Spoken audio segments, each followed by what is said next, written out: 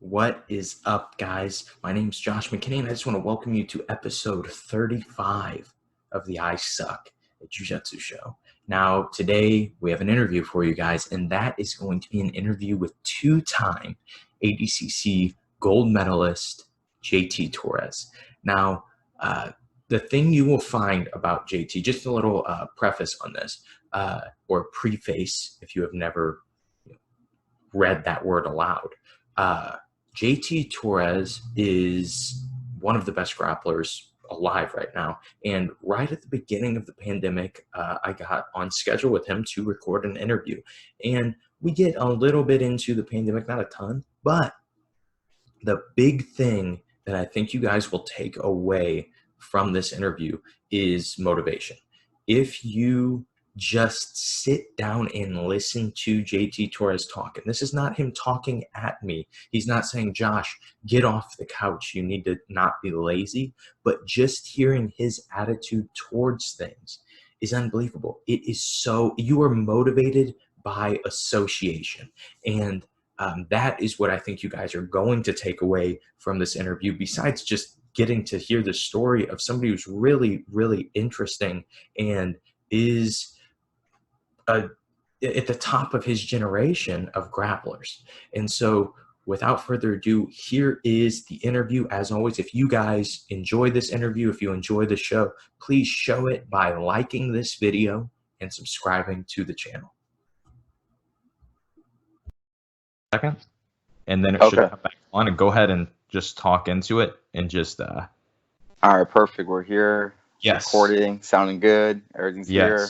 All right. So now we should be good to go. All right, cool. All right. Okay, JT, how are you doing, man? I'm doing pretty good, man. Just, making the most of my time right now. I'm currently in quarantine lockdown here in New York. So just trying to make the most of my time, and, given the circumstances, I'm doing pretty good. Just trying to stay positive and, stay busy. Yeah. What are you doing to stay busy? I'm actually doing a lot of, virtual private lessons right now. So I kind of put that out there. Some people have messaged me about doing stuff like that, talking about game planning, mindset, just developing, different methods and improving. And people just want to pick my brain. And usually I really don't have time for that, with my daily grind of teaching and training and lifting and running. Now that I have a lot of time on my hands, I've been doing a lot of that and actually been enjoying that. So I've been staying busy with that. Also been holding virtual classes for my students at my academy. And,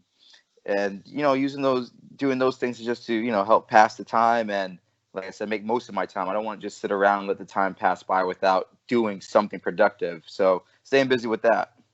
So is that, how did your, virtual privates look? How does that usually go?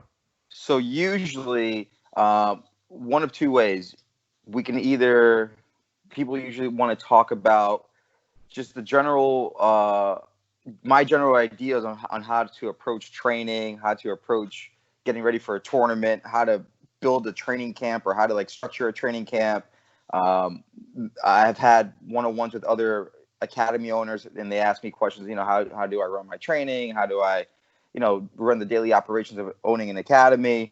And then sometimes I have people ask me technical questions where they'll ask me about certain positions, and I'm lucky enough to, live with my fiance. So I throw a gi on her, and we have some little puzzle mats, and people will usually ask me questions on different positions, and they'll screen record it, and I'll show them my my opinions on those positions on my fiance. So it's pretty cool. It's like watching a live instructional for them in a way. And yeah, so that's usually how I do it. I either do it one of two ways, or sometimes the person will want to do a hybrid of the two. They'll ask me a few questions on mindset or, training, and then they'll ask me about a position or two. All right. But people seem to be really enjoying it. That's awesome. Does your fiance train? Yeah, she is a blue belt. All right. Yeah. How long has she been training for? She's been training, I want to say 4 or 5 years now. Okay. And did you get her into jiu-jitsu? I did. When we first met back in 2012, she had no idea about jiu-jitsu. She had no idea what it was, and she thought it was really strange. The first time I brought her to, watch me train, she was like, what the heck is this? This is the weirdest thing I've ever seen in my life. And now, she helps me run the academy. Well, I should say she runs the academy, and I'm the one, running the training on the mats. and she's all into it. She loves training. She's competed already once before. She's all about it. How did she do when she competed? She did really well, actually. She took home the silver medal. In my opinion, I think she should have won the match. It was a really close match, but I think she was the aggressor. But she did really well. For her first tournament, she went out there and made it to the finals, which is, it's hard for anyone to go out there and compete in the first place. And for her to go out there in her first one and do well and compete well was really impressive. Did you feel like it was harder to coach your fiance than a normal? 100%. Yeah. 100%, just because, I'm more deeply connected with her, so for sure it was definitely hard to coach her, just because, I probably felt more nervous than I do when I compete. Yeah. And did you feel that like that heart rate that you would get when you compete? Oh yeah, definitely, 100%. I felt it right away, and I mean, I even feel that when I coach my students and things like that. But when it's your fiance, your wife out there, you're like, oh. Yeah, it is. It is up another level. My wife started training 8 months ago, and we've been together for a long time. I've trained for a long time, but Cool. It just kind of one of those things. She started training, and the game plan was, my dad's a black belt too. The game plan was my dad was going to coach her, and he wasn't there. They called their division like 3 hours early or something, and Wow. I was like, well, I guess I'm coaching her. And honestly, it without a doubt was the most stressful situation I've ever been in. Yeah, it's definitely stressful, but after the fact, I think it brings you guys closer, though. It's an experience. Yeah, and my wife had no trouble flexing on me the whole time. Like, yeah, I got gold. It's no big deal. Whatever, That's awesome. Didn't stay humble in it, man. Okay, so just kind of wanted to start the podcast with this, and this is just, I don't know where it's going to go. I think it might be fun. It might not. Okay. But I have seen on Instagram a lot of the Atos guys call you Coach, and yeah. It seems like it's a fun nickname because that's, you see on all your posts, they'll just say Coach, stuff like that. And I was curious as to where that nickname kind of came from. Josh Hinger started that. So when Josh Hinger, Josh is from California, but he spent years out in Indiana training. Mm-hmm. And then he made a transition to move back to San Diego to begin, training full blast, at Atos. So when he moved back, I want to say this was probably around 2013, somewhere around that time. When he moved back, I remember his first class that he came into was the class that I was teaching. I was running the class, and maybe Galval was out traveling somewhere for a seminar or something like that. And I remember I was put in charge of the class. And when he came in, I introduced myself, and he goes, "Nice to meet you, Coach." And ever since then, it just kind of stuck. And now he just calls me Coach, And there was also another time where I had knee surgery in 2015. And when I had knee surgery, I just, I was out for like 3 months. I wasn't able to train, but I was still coming into the academy and watching the practices and helping coach from the sidelines.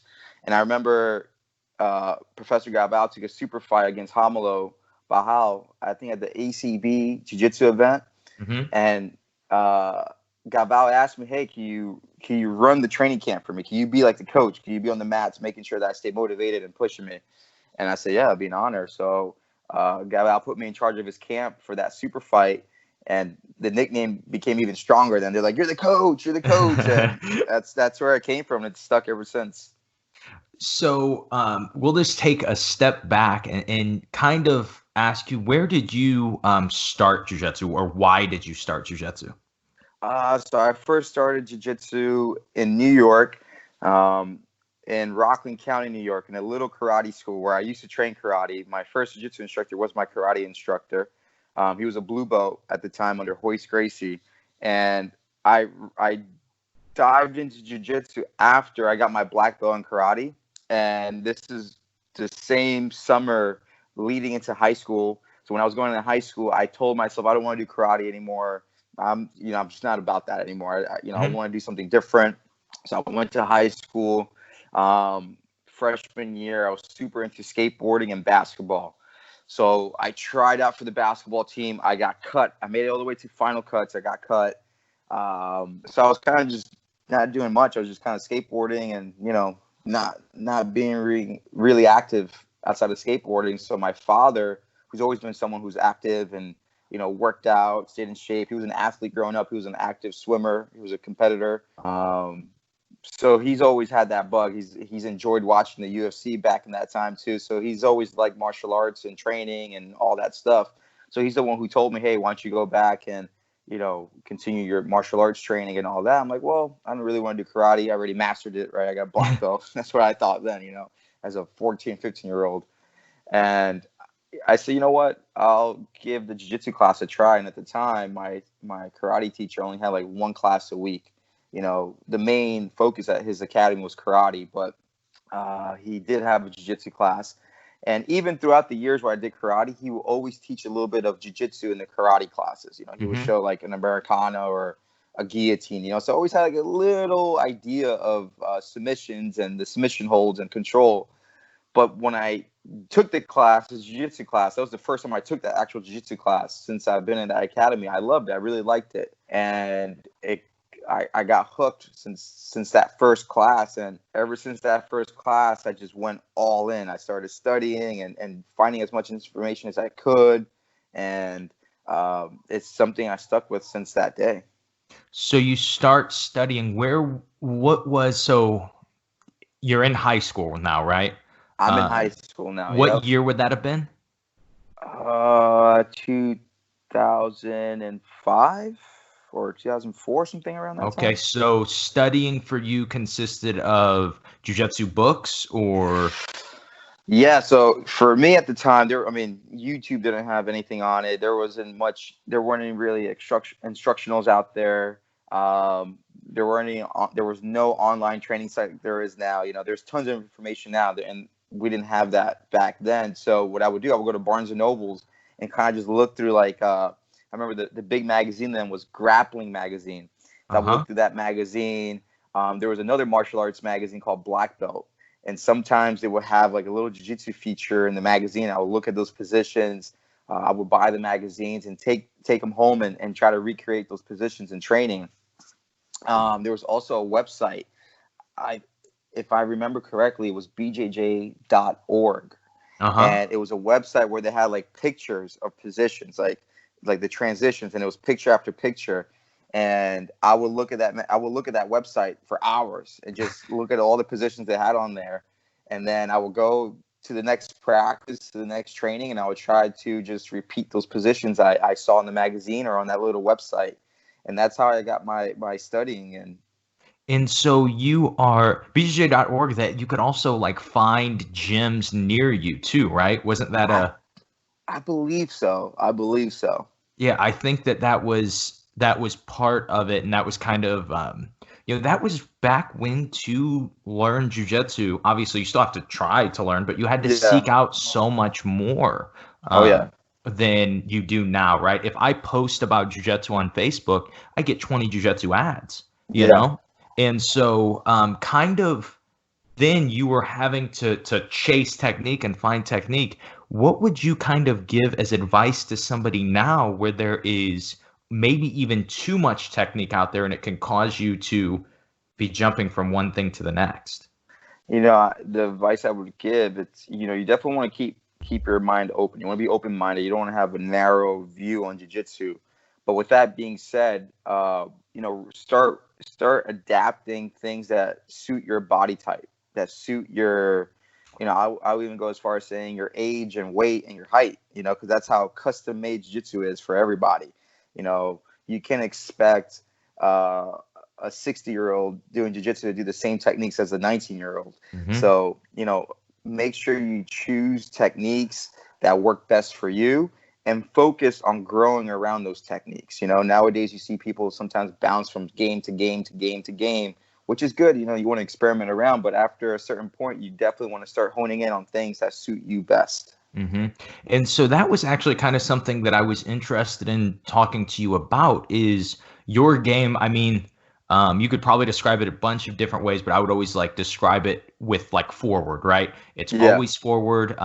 Space is kind of the enemy, especially when you're on top. You just dominate the space. Yes. Um, you don't typically, especially now, but even when you were coming up, you didn't see the smaller guys, the lightweights, doing that as much. Um, Obviously, you were under Jared for a while, and he Yeah. has that. And so I wasn't sure if that's maybe where you started to feel that style and get that style. But I was just curious, is in your words, how you would say you started developing that smash close style, especially as a lightweight. It was definitely from Jared. Learning and training under Jared for years definitely helped me develop that game. And honestly, the way I kind of got hooked onto that game was him doing it to me when I first started training with him. When he, at that time, I've never felt that sort of pressure or control. Mm-hmm. So I remember the first time he got into a deep knee cut on me, I was like, damn, like I can't push this guy away. I can't move this guy right now. I'm like, I need to do that. I need to learn that. So I would say that was probably around brown belt, purple belt, brown belt era where I really started keying in on that game, on that heavy top pressure game with a lot of control behind it. So yeah, big shout out to Jared for really putting me on that game, because even now, like you were saying, that's my game. Yeah. That's what I do when I go out there, and when I've won these big titles, world titles, I've won those world titles with that game. It's Mm-hmm. tight, no space, and just simple. Simple, effective jiu-jitsu that just works. And that was I actually was talking to Jared on the podcast about you, and he described your game like, because I was asking him what's different, right? Yeah, And he described it as, everything is perfect in it. He said one step after another, it just happens over and over, and he's so good at just that one step after another. And I feel like a lot of times that goes into people just understanding their own game, right? yeah, You force certain positions, you've been in these positions a million times, and you know how the guy's going to react and then how you're going to beat that. yeah. Where do you develop that? When did that start to develop for you? I would say, definitely during the time training with Jared. But I would say I started working on that when I started competing regularly at the highest level at black belt. Hmm When I first started when I first got my black belt was in 2009, and I remember when I first started competing, I had my certain positions I was really good at, but then I got to a certain point when I would meet somebody who was another high level competitor, and I would try my technique, and they would block it, and then I would find myself asking, "Man, what do I do next?" hmm Oh, I don't know what to put after this. Like he just stopped my best move. What should I do next? And I caught myself thinking like that during matches.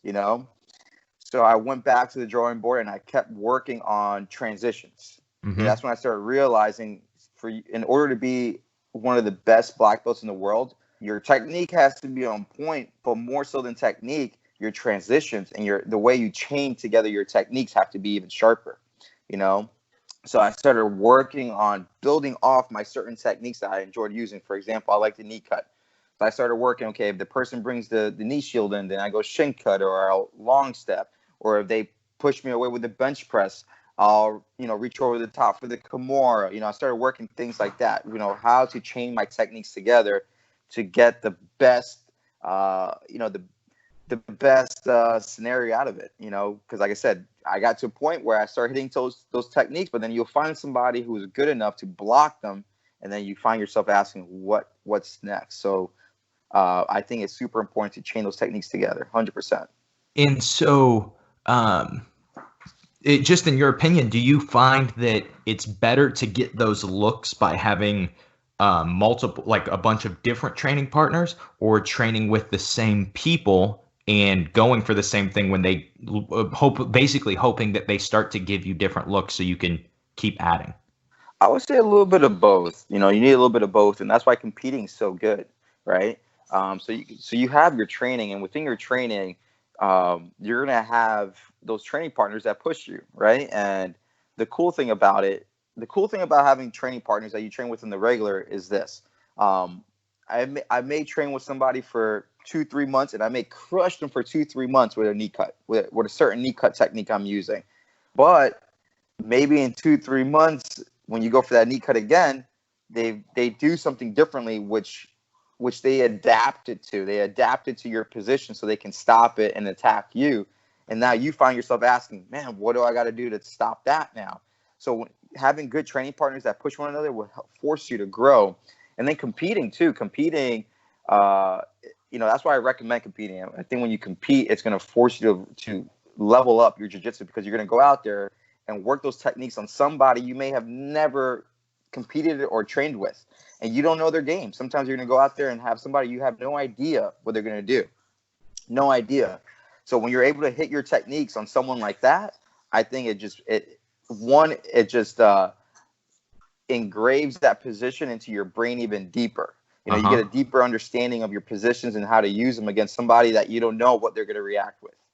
So I would say competing and training 100% is great for developing your techniques. And then every now and then, if you can grab a partner or go to an open mat or find somebody you've never trained with before and train with them, it's going to give you that same look as competing. Maybe not the same intensity as you would when you compete, but it's going to give you that look in the sense of like, I'm not sure how this person is going to react when I do this technique. And when you find those moments, or you find those training partners, those are the moments that force your jiu-jitsu to grow and evolve. So you mentioned when you were talking about that you may be going for the same knee cut for 2 or 3 months on one of your training partners. Is that something that you do? Is like when something's working against a training partner, you keep doing it? Yeah, I'll keep doing it for sure. And then it's at this point now, I've been training so long that I'm waiting now for my partner to have some sort of reaction to it, some sort of way to try to stop it. So this way it'll force me to keep diving deeper into the technique and developing it even further. Yeah, that makes sense. I think that's probably how jiu-jitsu systems are created a lot, is that easy step A, and then now it's your turn to respond, and I'm going to try to beat it. 100%. So for you coming up, and we're talking about training, right? So you are training under Jared from what year did you start training with him? I want to say probably, man, what year was it? I want to say 2007 and on, I would say, until I pretty much moved to California in 2012.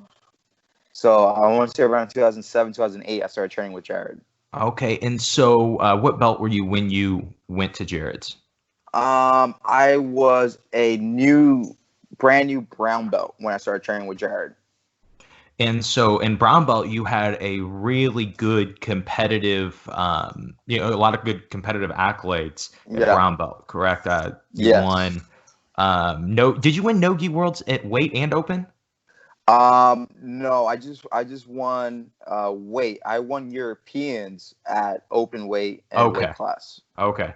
And so and that was really, I think I might have been a blue belt at the time, maybe a white belt, but that was really when people started hearing about like Jt Torres and like, oh man, this young kid, because you were what, 19, 20 years old at that? I was when I got my brown belt, I was 17 years old. Were you really? Yeah, I was even younger. So this was before like the IBJJF like rules that now they have more strict age restrictions, I think, on belts. Mm-hmm. But I got my brown belt at 17 years old. I went from white belt to black belt in 4 years and change. And this is during the time where, like I was telling you, I was looking on bjj.org for a lot of technique and stuff like that, But yeah, so I got my brown belt at 17. I got it the day before I turned 18 years old. So I remember, I would never forget, I got it September 1st, my birthday, September 2nd. So I got my brown belt at 17. And then when I went on a tear, I was 18 years old. I was 18 years old when I started doing really well. I was brown belt for 2 years. So my first year at brown belt, I did okay. I did okay. And then my second year at brown belt, when I had some more time to develop under Jared's guidance, that's when I started really going on a killer tear. Um, my first year at brown belt, I was fighting all featherweight. And I remember I was starting to struggle to make featherweight towards the end. And I remember I fought World at brown belt featherweight. And I think I lost second or third round. I remember I just lost just too straight exhaustion. Like I wasn't eating. My diet wasn't good. I didn't really know how to make weight then. And I remember just not having the energy out there to compete. And I remember Jared told me, "Hey man, you're a growing kid. You got to go up in weight." So the next year I went up to lightweight because Jared told me to go to lightweight. And then that lightweight is when I started really crushing it. Yeah, and so just kind of as a side note, and I wanted to get to this at a certain time, but I feel like now would be a perfect segue to it. But you recently started competing, at least in IBJJF's middleweight. What kind of went into that? What was your thought process behind that? Just as I gotten older, it's become harder to make lightweight. I've been making lightweight since I was 18 years old, and now I'm 30.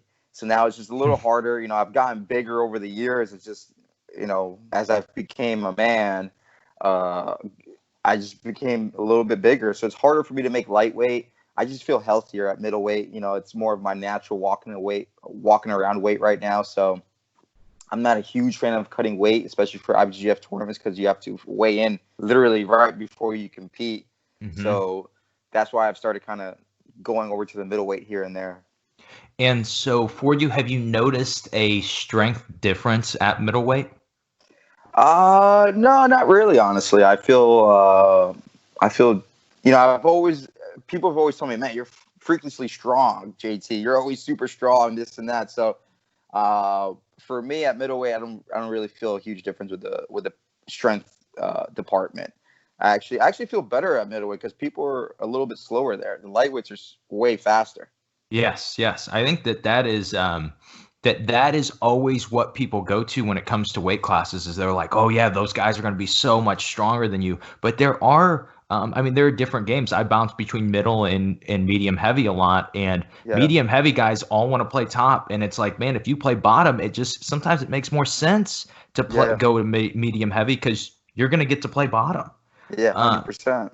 And so, I think that it's funny that all these different weight classes have all kinds of different aspects to them. But just kind of back to where we were at in your journey. You're talking about you're training with Jared. You get your black belt, and you're starting, especially as an American, you are really starting to become a bigger name in jiu-jitsu, and you make that transition to Atos. What did that kind of look like for you?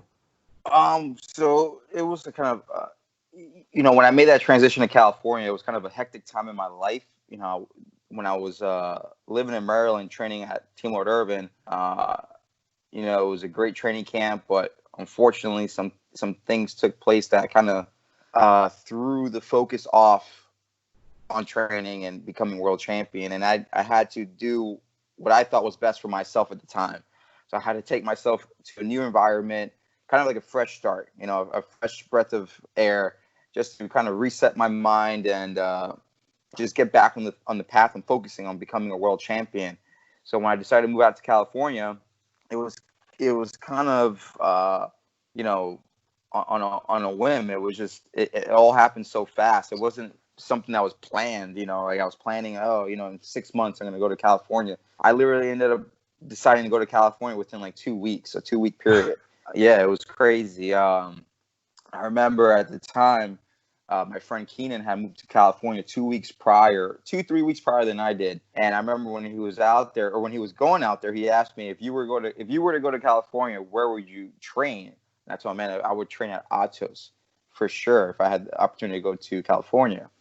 So then he ended up going to Atos and training with Andre Galvao. And I remember for those couple of weeks that he was already out there, we were, staying in touch. And I was asking him, how's the training out there? He was like, man, it is so awesome. You should really come out. And I was like, I don't know if I can. I'm 22 at this time. I'm broke. I don't have any money. I'm like, I don't know if I can. I mean, what would I do if I go out there? Where would I stay? He goes, dude, just come out. We'll figure it out. Whatever. You're 22 years old. You have no responsibilities right now. Now's the time for you to come out and make a move like that. So I made the decision to move out there. I remember I got a one-way ticket. I packed one bag. I went out there with a couple $100 in my pocket, and I literally had no plan. Like when I went to California, I had no plan. I had no idea where I was going to stay that night when I landed. I had no idea on anything. I just packed my bag and I left. And was that super stressful for you to kind of go out there with that?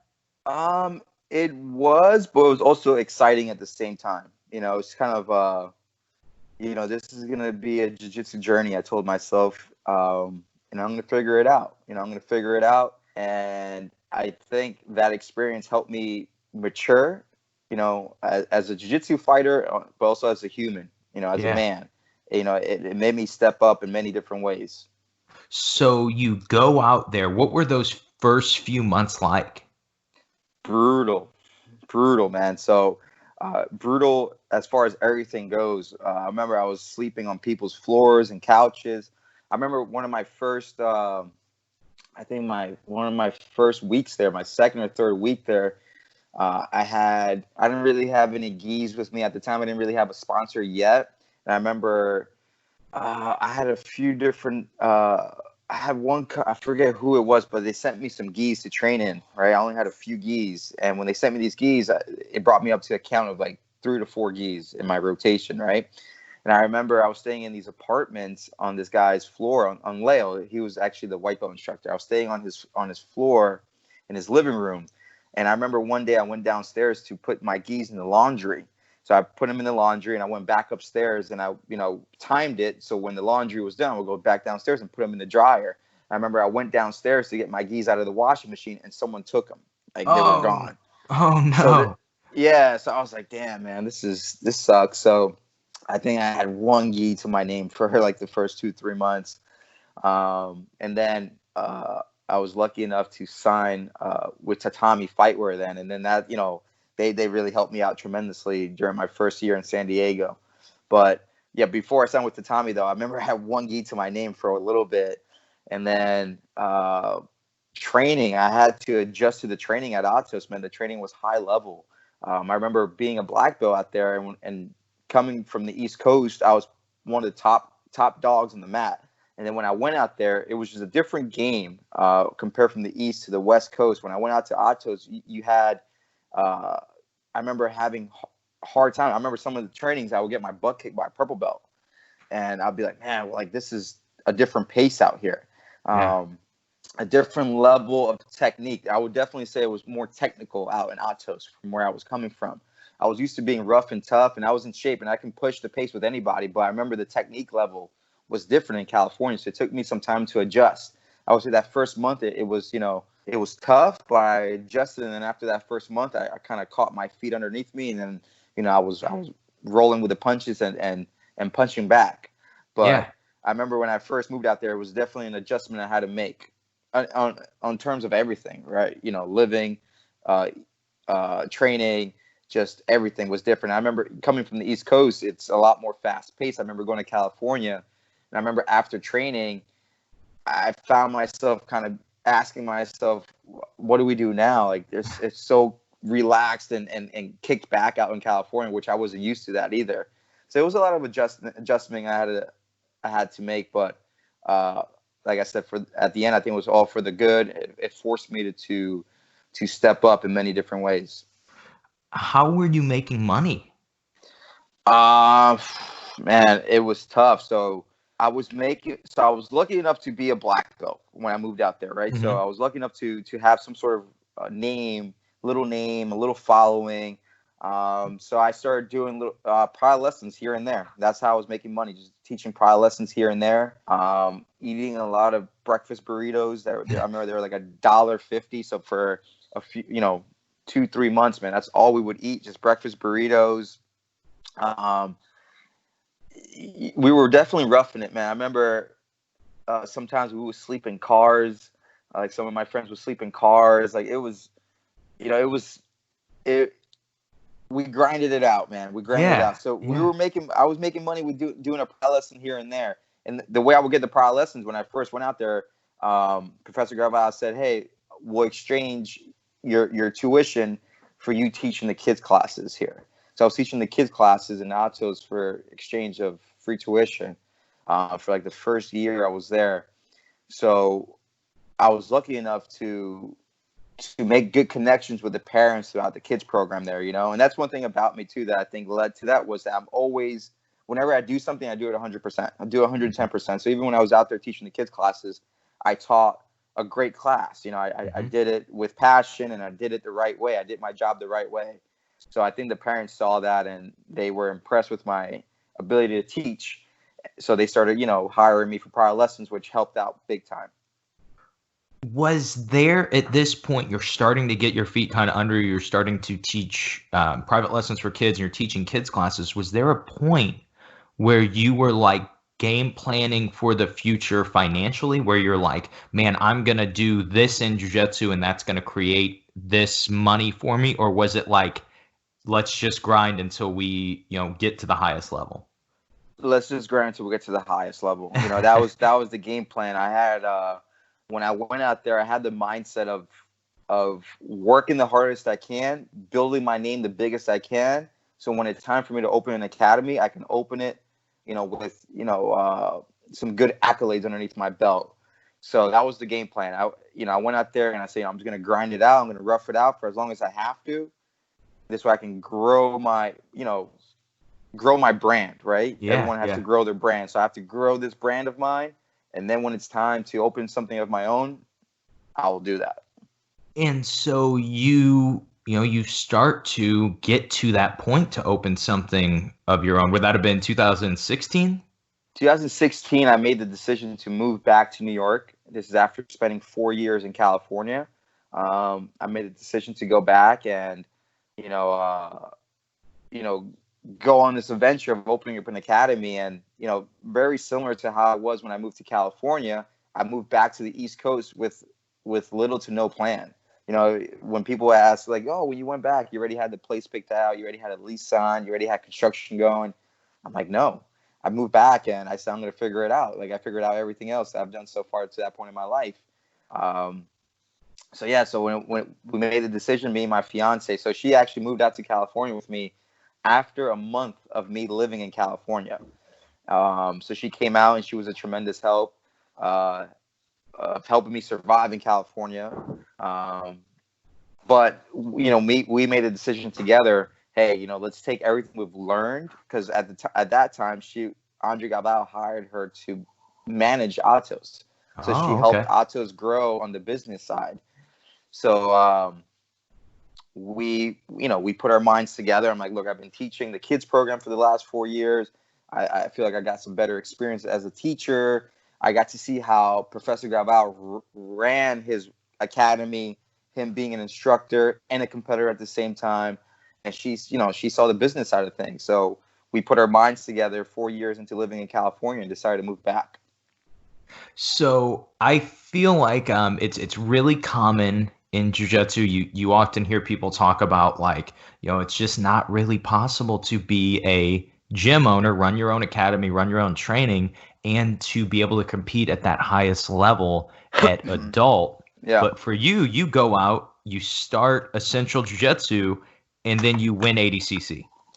Yeah, so I remember when I first announced I was moving back to the East Coast, opening an academy, Flow Grappling put out like a little story on it, like a little write-up on it. And I remember when they published it, I saw a lot of people commenting on it, like on Facebook and Instagram. And I'm not someone who's like into, I like using social media, but I'm not someone who would sit there and kind of, get into arguments with, people in the comments section, but I do read the comments here and there. So I remember when they posted that, I remember reading people writing, JT's competitive career is over, kiss goodbye to ever winning a world title, and blah, blah, blah, blah, and things like that. People wrote, worst decision he could make right now, blah, blah, blah, blah. So when I saw those comments, I never responded, but I used them as motivation. So, when I opened up the academy, and then a few months later I won ADCC, arguably the biggest tournament in the world, people shut up real quick. They're like, oh. Mm-hmm. This And is crazy.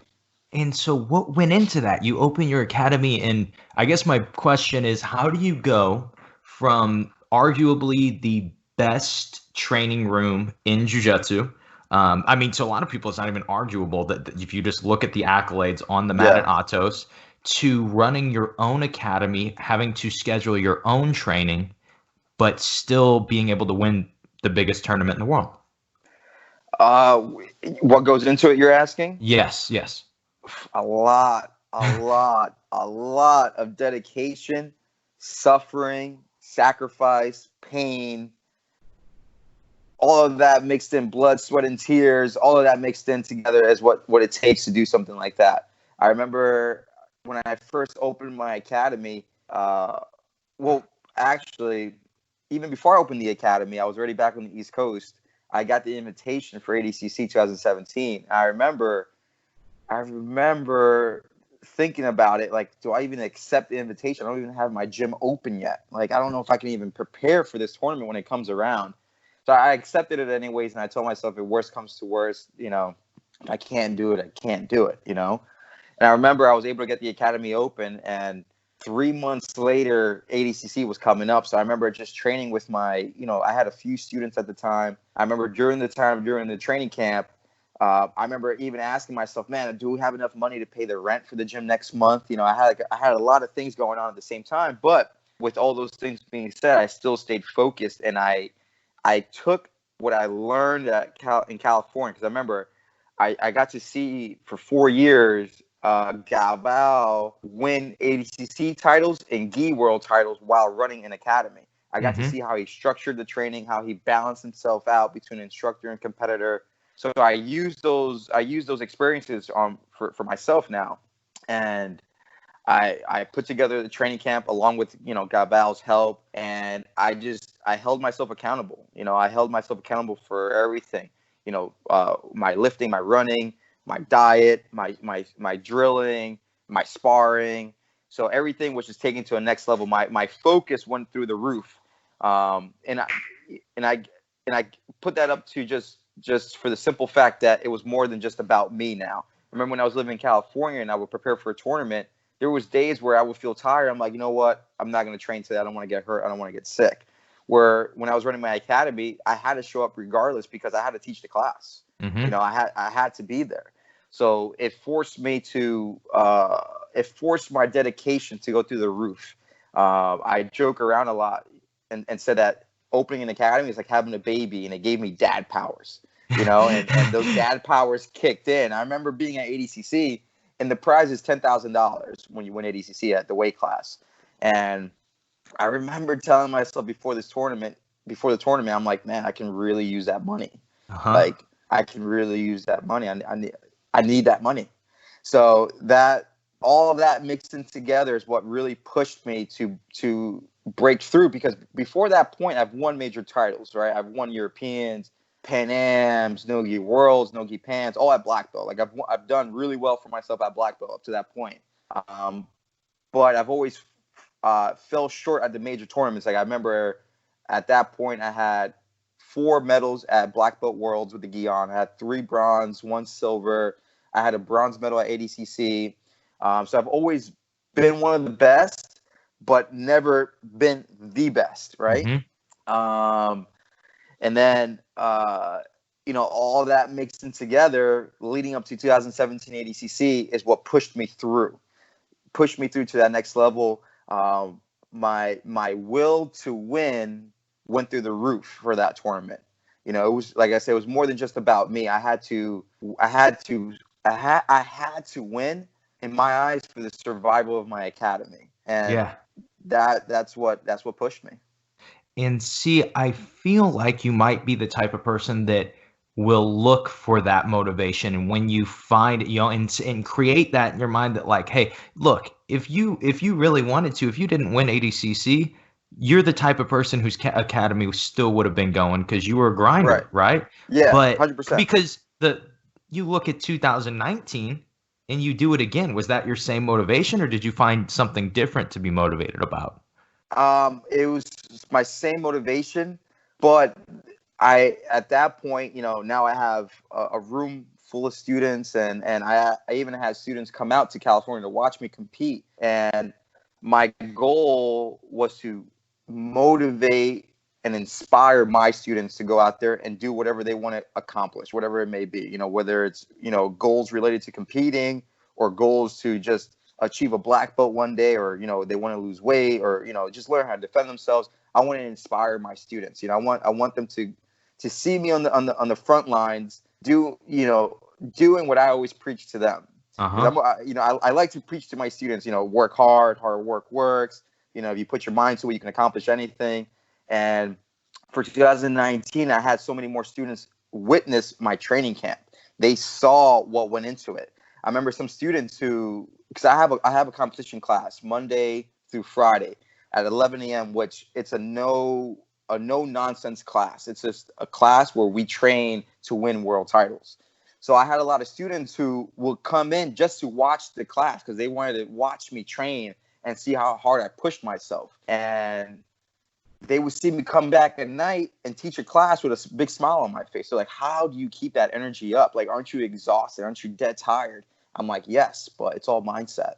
It's all mindset, And then I went out there and competed and won back-to-back ADCC world titles. And like I said, I just proved to my students that through hard work, you can accomplish what you want to accomplish. What you put yourself out to accomplish, you can do it with hard work and dedication and sacrifice and going through that pain, going through that grind. Anything worth having won't be easy, but if you go through that pain, if you go through those suffering, those suffer type training sessions, you can do what you want to do. You just gotta grind it out though.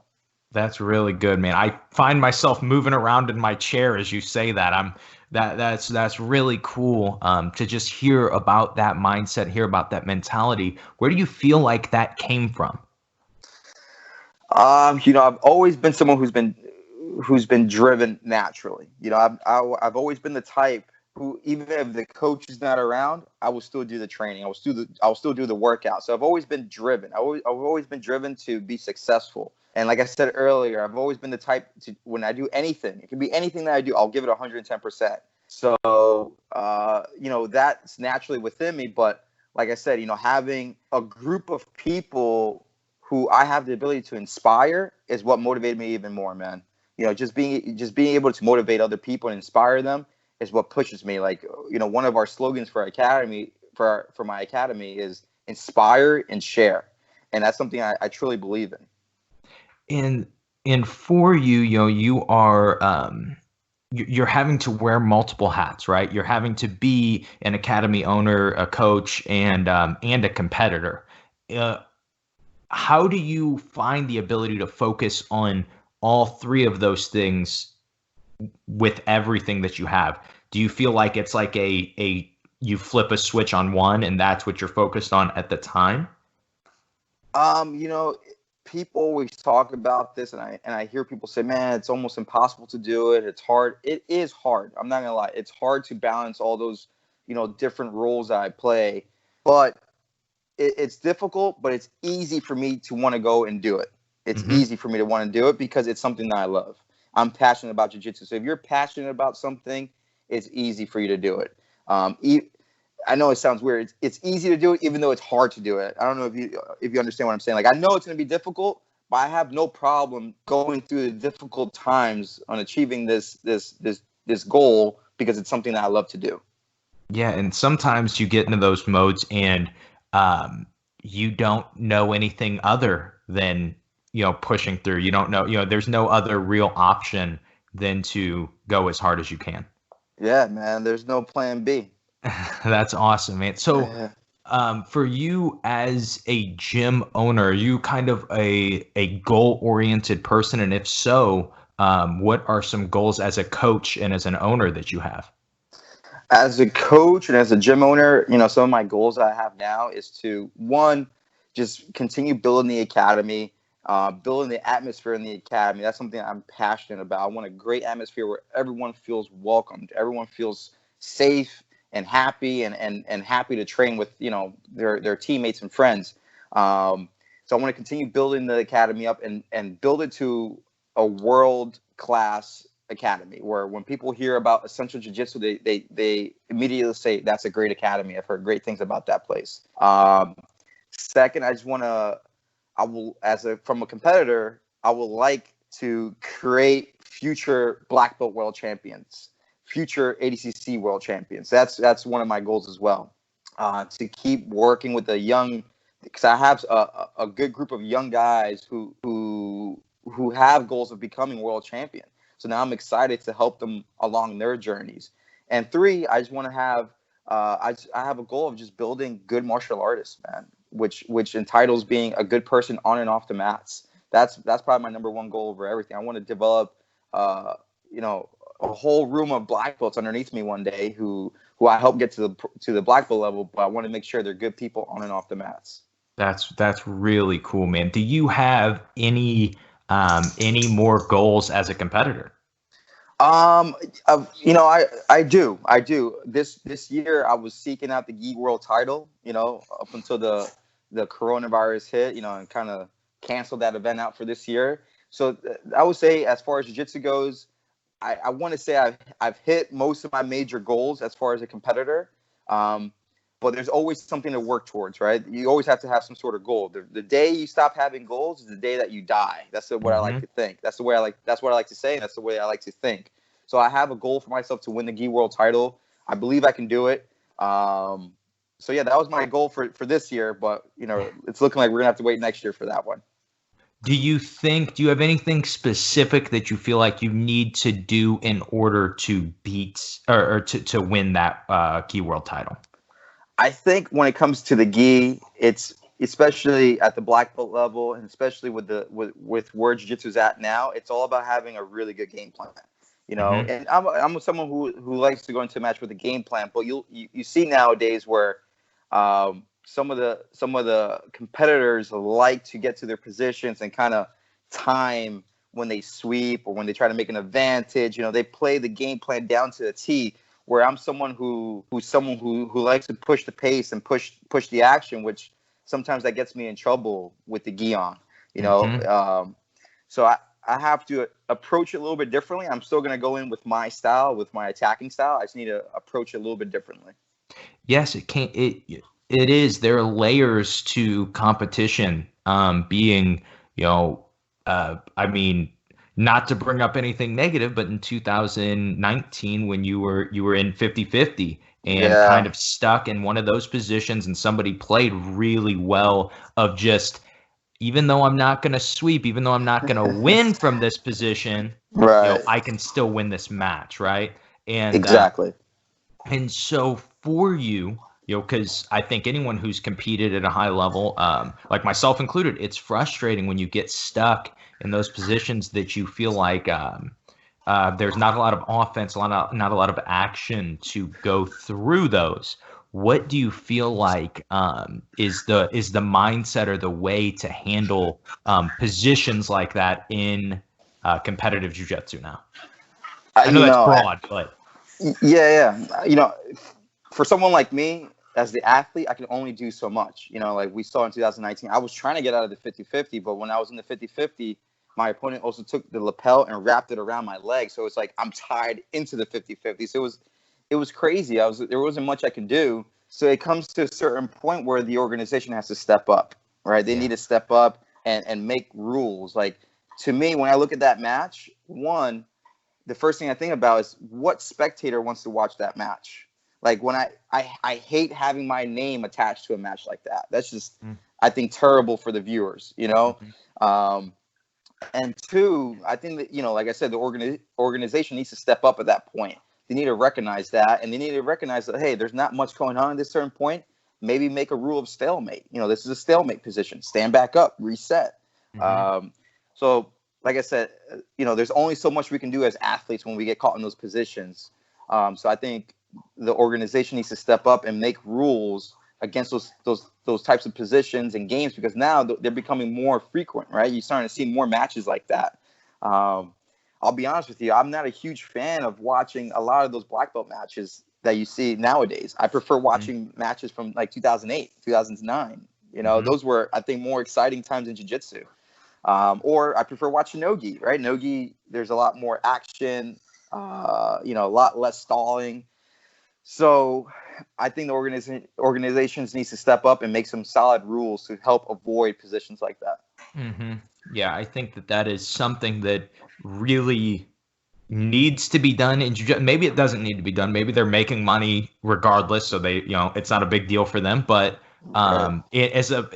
in the opinion of somebody who is a competitor and somebody who just absolutely loves watching jiu-jitsu, it is so boring to watch some of those matches that get put in tie-ups that there's pretty much, I sweep you, you sweep me, I sweep you, you sweep me, and whoever's on top at the end wins the match.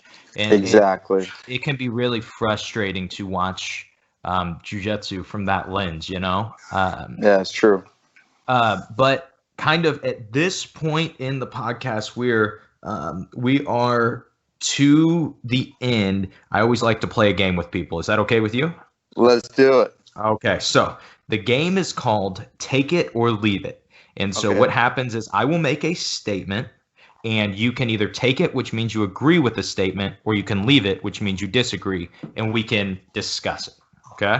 Okay, perfect. All right, so we're going to start out with, and this is the hot button topic of the podcast that has absolutely nothing to do with jiu-jitsu. But take it or leave it, Die Hard is a Christmas movie. Take it. Take it. All right, good. I'm glad that you agree with it. Okay, so take it or leave it. I actually just did a podcast with Christian Woodmansey, and we kind of got into this. But take it or leave it. No one is more Philly than Jared Weiner. Take it. Yeah, that's kind of what I've heard about him is. That he is the king of Philly, as Christian put it. 100%. Okay, so take it or leave it. New York style pizza is the best style of pizza. Take it. Take it. You're agreeing with it? Okay, so if you are going to New York for the first time, where is the place to get the pizza from? There's a lot of good spots, man. But if you're down in the city, I think Soho, by Soho, there's a place called Prince Street Pizza that I really enjoy. I like it a lot. Okay. All right, so take it or leave it. This is the big one. Jt Torres will win the Adult World Championships in the gi. Take it. Is it going to be? I mean, I know it would have been 2020 if there was one, but is it going to be in 2021? Yeah, odd years work really well for me. 2017, 2019, 2021. It's gonna be. I like it, man. I like it. So, all right, last take it or leave it. Take it or leave it. Essential Jiu-Jitsu will produce an adult black belt world champion. Take it. Most definitely take it. Take it. Do you have the guy now? You don't have to name him, but or girl. Do you have the guy or girl now that's going to be there? I have a few of them. You have a few of them. I love that. That. And so just kind of finishing off, I always finish off with the same question. Okay. So I'm at a Jt Torres seminar. I am a blue belt, and I raise my hand during question and answer, and I ask you, JT, how do I suck less at jiu-jitsu? Focus on the details, honing on the detail, not necessarily all the techniques you can learn. Focus on the details that allow you to help you control movement, control the hips, get underhooks. Focus on details for control. That's good. That's a good answer. I like that it's simple too. I think that's really important for growing and stuff. Absolutely. All right, man. Is there anything you want to finish with saying? Well, thank you for having me. It's an honor to be part of the show today. I want to give a shout out to Tatami Fightwear, all my students at Essential. If anyone wants to, keep up with me, you can check me out on Instagram at Jt Torres BJJ. You can also check out my online website, essentialbjjonline.com. And thank you guys for I appreciate you. All right, man. Awesome. Thank you for being on.